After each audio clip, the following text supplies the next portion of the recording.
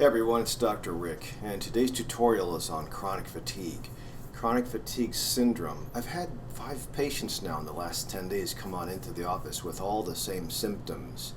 Well, everybody presents a different way, kind of, but the idea is that the entire workup. I even had Therese, who came from Mayo, went all that way. I don't know if it's covered, probably not, but we were in a quandary as far as all the weird symptoms that were persisting, and they just negated everything and said, chronic fatigue, come back for our 2-week disciplinary immersion. And I have had a guy do that before, and he said it was pretty decent, but I could have done that here.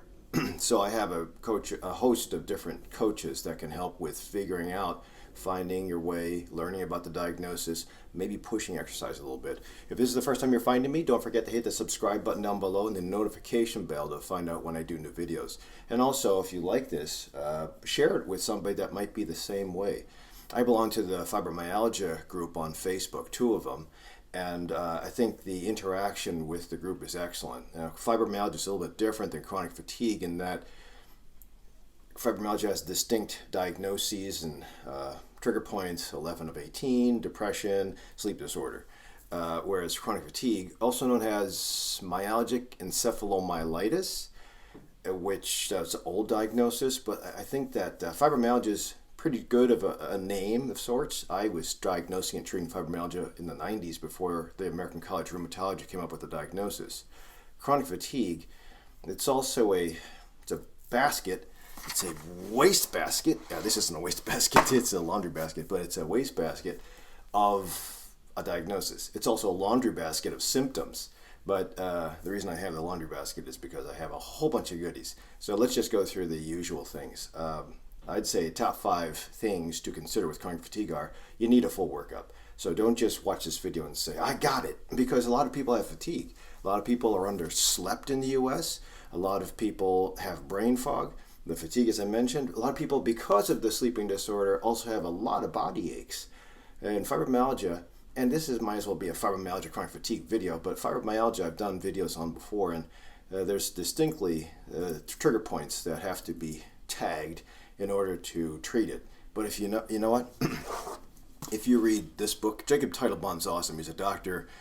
Interesting story, a doctor who had chronic fatigue and dealt with it before he finished medical school.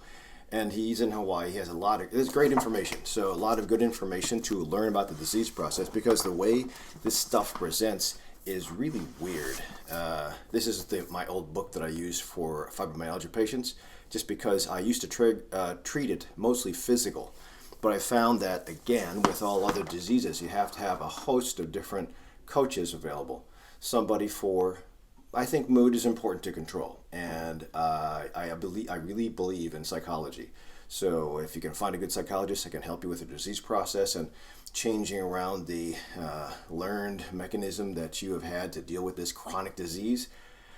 And sometimes we have guilt and anger against the medical institution, because I'm a fibromyalgia patient too. So, but it's important to have a coach for psychology and mood. It's important to have a coach for exercise, because I really think, even though it's chronic fatigue, I would be very careful. In fact, I do have, just to self-promote, I do have something going on this Saturday, February 29th at 12 noon at Endorphin Effect, where I'm going to show you my versions of exercise. So what I've found that works for me as far as keeping my fibromyalgia, my chronic pain down, and staying ahead of disease is bite-sized exercises that I do 3 times a week, and then a bigger bite, 60 minutes on the weekend, 15 minutes 3 times a week. That's not much to ask. It takes longer to drive to the gym than it does to go be in the gym. But that's, I think, all I can, number one, afford for timing. 50 to 60 hours a week. You can't really spend 2 hours a day at the gym. I'd love to, but I can't. Number 2, I can push hard enough so that I don't fall off the edge. So you're going to be on this edge where you'll exist, and if you push too hard, like you're supposed to exercise, like doctors say, move, you crash for about 3 to 5 days, and you're like feverish and flu-like symptoms. Or you don't push enough, and you stay crashed. It's a terrible disease process, honestly. You have so I'll go through the pathophysiology, but so the other things that you might want to, the other parts of the top 5, well, let's start all over again. The first thing in the top 5 would be, I think, sleep. I think sleep is so easy to take care of that you should try to embrace it. Now the question is how to embrace it. I don't have my, right here. So ashwagandha, I've just put up a couple of these things. Ashwagandha is a great herb that calms. CBD, which is cannabidiol from medical cannabis, I think is fantastic. It'll reset, it'll help you to induce a better endocannabinoid system that will reset all the other systems. The autonomic system is screwed up too. So with chronic fatigue, what usually happens, which is a little bit different than fibro, but still the same treatments. With chronic fatigue, you have this thing up here in the brain called the hypothalamus. It's looking over all the systems. I guess you could say it's like God. God looks over and makes sure all his fields and animals and kingdoms are taken care of. Well, when God has when the hypothalamus has an order to say stop that area, improve this area, he tells it to the pituitary. The pituitary gland is a tiny little gland, looks like a punching bag, and it sits underneath and in front of the hypothalamus. But the pituitary gland in particular, it's also more brain tissue and glandular tissue, but it secretes hormones to stimulate the big 3 glands: the thyroid, the adrenals that sit on top of the kidneys, and the gonads. And those 3 glands, when in unison or in orchestra, they will get you to 103 years without a problem. But oftentimes you'll hear about adrenal fatigue because of burnout, and check out my videos on burnout. You'll hear of underactive thyroid or overactive thyroid or Hashimoto's thyroid because the antibodies that you have to fight infection are fighting your thyroid. You'll hear about hypogonadism or irregular menstruation or erectile dysfunction or low T. So when the pituitary is told by the hypothalamus, stimulate the thyroid, we need to wake up in the morning, or the adrenals, it tells the adrenals, hey, watch it, there's danger coming, there's a fire coming, or tells the gonads, hey, gotta procreate to get the species going. It should be able to orchestrate that message, but unfortunately sometimes what happens with chronic fatigue is this hypothalamus just gets burned out. It doesn't get the sleep it needs, and it's usually that chronic fatigue is due to or follows an event like a major catastrophe, psychological event like PTSD, or an infection, a viral infection, Epstein-Barr virus, bacterial infection, something that kept you in the hospital. So some big trigger is usually important to look for. That's why I like to spend time with my patients and find the root cause.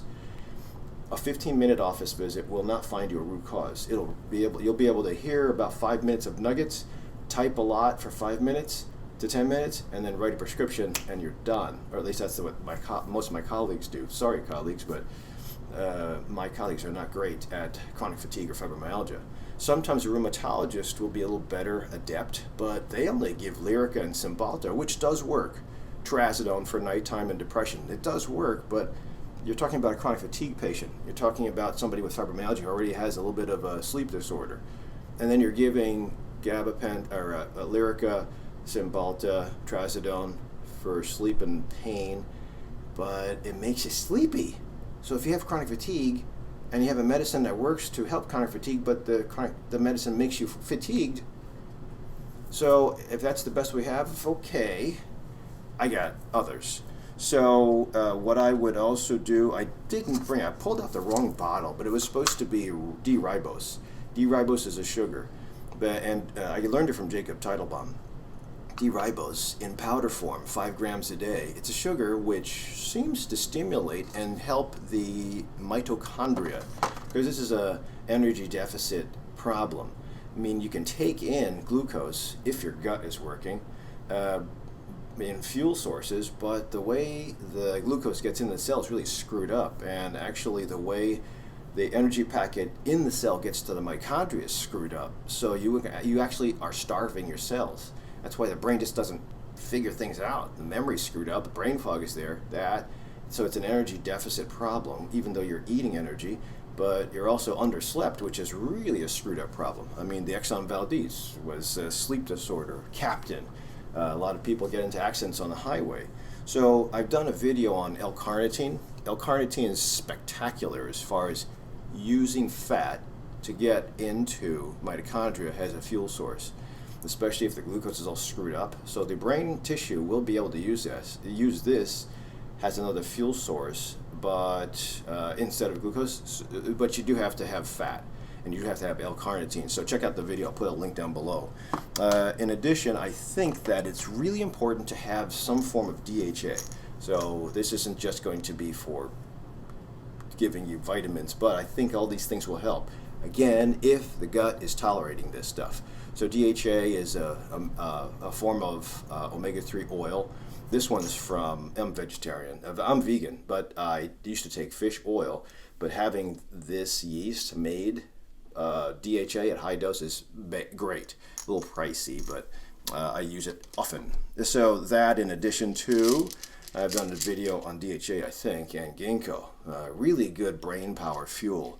It also thins the blood a little bit, so you have to be careful. But those might help with brain fog and the energy deficit. Sleep would also help too if you can get sleep, and that's going to be the problem, because most of the things that help with sleep either don't make you dream or they make you tired. So try your best. Again, I mentioned trazodone, which is an antidepressant, because most people with chronic fatigue also have a mood disorder. Trazodone is an antidepressant at 50 milligrams or 25 milligrams at night. It might get you a little tired. Magnesium at night should get you tired too. Where's my magnesium? Nope, that's not magnesium. I had magnesium, I don't know where it is, but magnesium at night will get you tired, but and then most of my patients with chronic fatigue also have a muscle problem, but I don't have my magnesium here for some reason. I didn't take my ginkgo this morning. So magnesium at usually magnesium potassium aspartate, I have a video on that, twice a day. Just watch the gut because it makes your poop soft, will help with sleepiness, especially if you take it at night. But CBD is spectacular, especially if you take that at night. The only problem is getting CBD. It's somewhat illegal if you're not in Illinois, and only other states are like 9. But cannabidiol from medical cannabis will it'll reset the endocannabinoid system, but when you add THC to that, that'll bring you down. And also, if your trigger was post-traumatic stress disorder, THC will sometimes help you forget about that if you do nothing but think all night and you can't sleep. So I think I have a video on that too. I'll put a couple videos down below. So that will help with pain, sleep, and if you get good sleep, then your muscles don't move around all night, because most of the time the other complaint in the morning is, I feel so stiff. And it's not because muscles or joints are inflamed, because you usually do an inflammation test and it's negative. You do an MRI, it's negative. Do an X-ray, the joints are okay. It's because it's always moving at night, moving left and right, not getting into total paralysis. Usually the refreshed sleep is when the brain gets a little bit of paralysis, calming, or REM sleep. So when you go through 6 cycles to 8 cycles at night, you're cool. When you're up at night or you're not, your quality of sleep is terrible, or you're on Ambien, Ambien does that, it makes you sleepy, but it doesn't really get you the brain rest, or even Ativan, Xanax, that doesn't give you brain rest, and you'll be more tired in the morning, and you'll be totally achy. A lot of people complain about feeling like they're wearing a concrete suit. So sometimes using topical, like Panaway, my favorite. Panaway is spectacular as far as applying. I like the essence for decreasing inflammation, if you can get it through the skin. If anything, it distracts, because it has a little bit of menthol, or not menthol, eucalyptus, I think. And the evaporative effect cools or heats a little bit, depending on who you are, and that sometimes distracts you, takes away substance P like capsaicin, substance P, substance pain. It's a chemical, and sometimes you screw up that chemical. If you interfere with the chemical, you feel no pain, which helps with a little bit of the body aches. But most importantly, physical therapy and a coach to move you would be important. So that's another of my top 5 is you got to move, but you have to have a coach move you. So I like to have a physical therapist always be the coach and just give you a little bit, but not too much. And that's where I'm going to be taking folks at Endorphin Effect through 15-minute cycles of 3 different exercises, and we'll talk about a couple things, just to make sure that you don't fall off the edge. So I'll put a link to the lecture down below. The other thing that also helps, and it doesn't involve taking anything orally, is acupuncture. So a lot of people are freaked out by acupuncture needles, but they're not that bad, really. It should be just a tiny pressure point. And if you have a good acupuncturist that puts the needles in the right spot, a ton of energy will move. Check out the video I have with Dr. Mabel Angel, and you'll see how I felt before and after the video. And I used to do acupuncture, but don't have any time. So another reason why I'm probably going to be leaving, but see my videos, my quantum shift. So I mentioned before that if you got better sleep, you would wake up more refreshed and your adrenals would become more fuller with hormone in the morning. But if you're sleeping all night or under duress all night, the adrenals just get emptied and they don't produce their hormone that's supposed to produce, DHEA, and cortisol, which is supposed to be high in the morning. Everybody thinks cortisol is bad, but it's not that bad. It's supposed to be there in the morning with testosterone, estrogen. But I like these two things. So I already mentioned ashwagandha at nighttime to calm, but rhodiola, where's rhodiola? Rhodiola in the morning, it energizes. Both of these are adaptogens. This one in the morning, this one, and maybe in the afternoon, not lunchtime, and this one at night. So these two are my go-to adrenal support supplements. So if you improve sleep, try to improve sleep slowly. If you get the adrenal supplements going to hopefully boost the adrenals, if you help with brain fog, you should be able to. And then if you move a little bit, maybe if you'll move a little bit and also rescue yourself with acupuncture, if you can find a good acupuncturist around you, you might be able to get through the mechanics of your scheduled day. That's very important.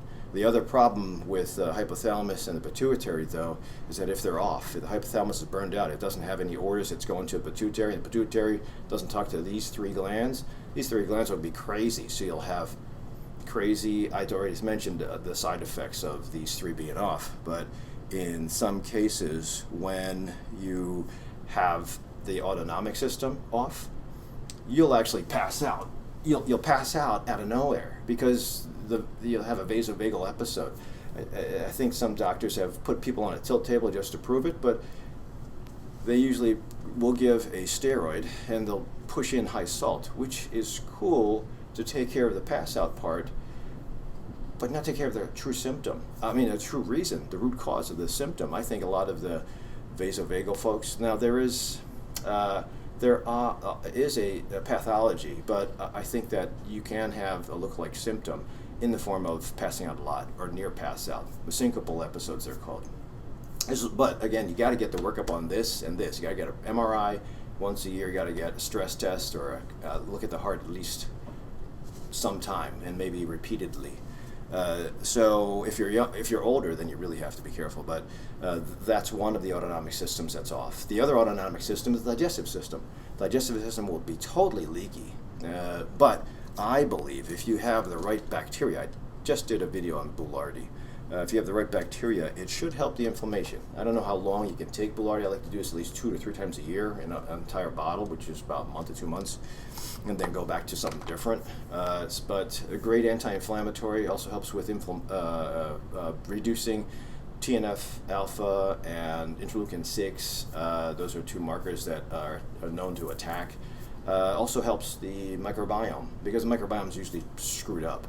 The bacteria in the gut is totally screwed up, and the gut's totally screwed up, and no barriers there. So everything you eat goes straight to your brain. You have all the side effects of bloating, pain. I had one guy take a magnesium, and within like 30 minutes, he was high. That's because the barrier of the gut is not there. Probably the barrier of the brain, blood-brain barrier is also off. So a lot of things will be overactive. Even Tylenol will work the wrong way. So a lot of my fibromyalgia patients will also manifest as moody, brain fog or memory issues, and leaky gut. So I would always try to embrace or understand that the autonomic system still has to be investigated, but understand that it's normal in this disease process, whether it's CFS or fibromyalgia, to have a couple symptoms here and there, but you really have to tidy up the food that you eat so you don't have a problem. And sometimes when you, I'm not saying switch over to vegan, but definitely watching out for bad foods. I wouldn't take milk or dairy products. I'd limit the meat because meat supposedly has a lot of hormone, unless you have free-ranged. I would look into the plant paradox because he gives an easy list. Instead of saying no gluten, which is I'm going to take away all the gluten of the world, instead of saying no gluten, he does have a list where you can follow it instead of reading all the labels. It's a little easier. So I don't like him that much. I think he looks funny, or he acts weird. But I do like his concepts. So Plant Paradox. And if you, again, have a coach, that would be great. So a coach for psychology, a coach for physical therapy, a coach for nutrition would be important. And then a head coach like me to kind of organize, because expect that you'll have a flare-up. If you have a flare-up, don't freak out. Get in bed, take FMLA 3 days, and you should be back to normal, and then get back to your usual. But the ideas are to compress the time frame of your flare-ups and improve the time frame of no disease. So you have to find your way there, but if you just stay where you're at and don't do anything, deal with the fall downs, deal with the leaky gut, deal with the moodiness and the brain fog with as best as you can with medicines, I don't think you're going to get anywhere. And if you're severe, stick with the medicines, but eventually you have some work to do. You got to fine-tune your body so that you don't need the medicines. And I think you'll be able to get through a lot better. So the other rescue person would be an acupuncturist. You got to get a good one. So hopefully this gives you a little bit of help. Oh, no question. Manual therapy, massage therapy, craniosacral manipulation, trigger point massage. Always important to have a great massage therapist on your team. You got to find them. So acupuncture usually not covered, but Dr. Angel Mabel takes insurance, or Mabel Angel takes insurance. Massage usually not covered. You're on your own there. I know one rheumatologist in Hoffman Estates that somehow gets a massage therapist in there too, but this is not relaxing massage. This is massage to get rid of the trigger points and get energy moving. So hopefully this gives you a little bit of an idea about chronic fatigue syndrome. If you can, share this with somebody else or give a thumbs up. Otherwise, if you have any comments of how you dealt with it, then please put them down below. Otherwise, see it next to the tutorial.